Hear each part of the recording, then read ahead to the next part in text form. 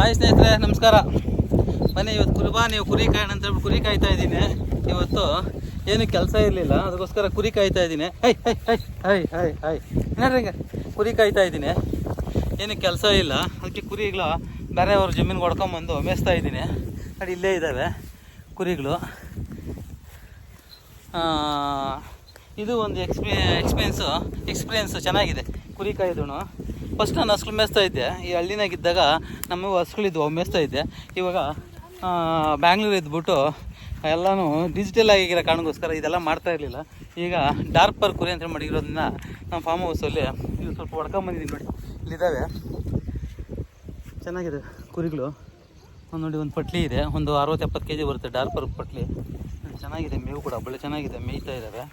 ಸೂಪರಾಗಿದೆ ಮೇವೆಲ್ಲನೂ.